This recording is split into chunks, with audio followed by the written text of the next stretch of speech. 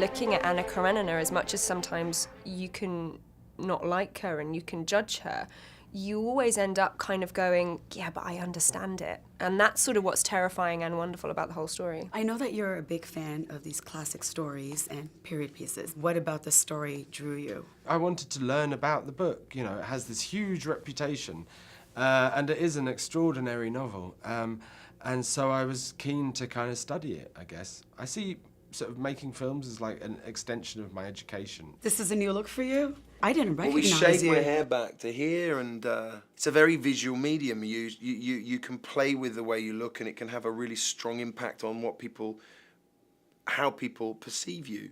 Yeah, and you look serious. This guy, that's exactly what we wanted. There's a sort of morose intensity to this man. I like the opportunity to play someone with such stillness and hushed tones. Joe kept telling me to, you know, always, even when he was angry, if you notice, he's very passive-aggressive. It's like everything's swallowed.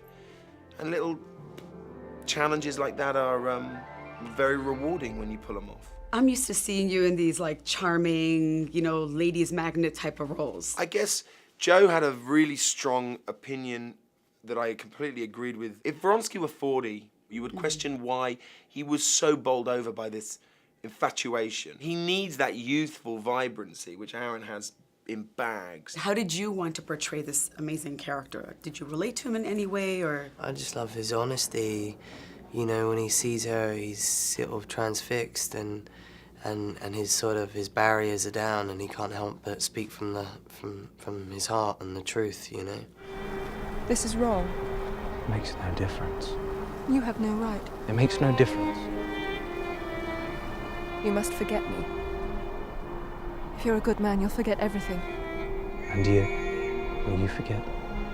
There are a lot of different love stories going on. Yeah.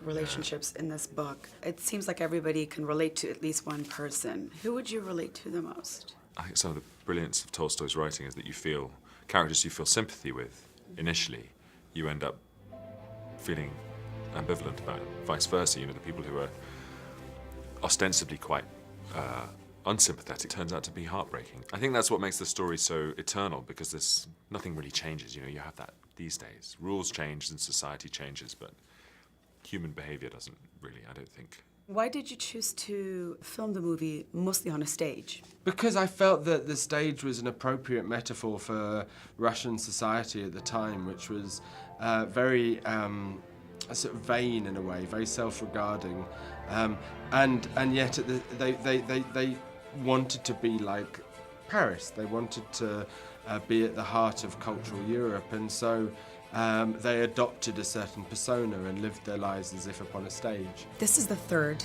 collaboration with Joe Wright, and I know that he loves having you as his leading actress. Do you feel that by now it's almost like a seamless process to collaborate with him, or is it still a brand new experience with each film? It is a brand new experience for everything. I mean, it really does get dictated by the piece of work that you're doing, you know.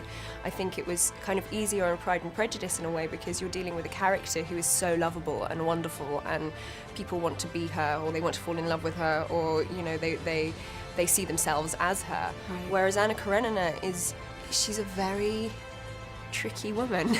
And she's not, you're not quite sure how you're meant to view her, you know, whether she's the heroine or the anti-heroine. So there'd be days where Joe would come in and just go, I hate her, I hate her. And I'd be like, no, we have to understand her, you can't hate her. But that is the point of her, I think, is to both love her and hate her at the same time.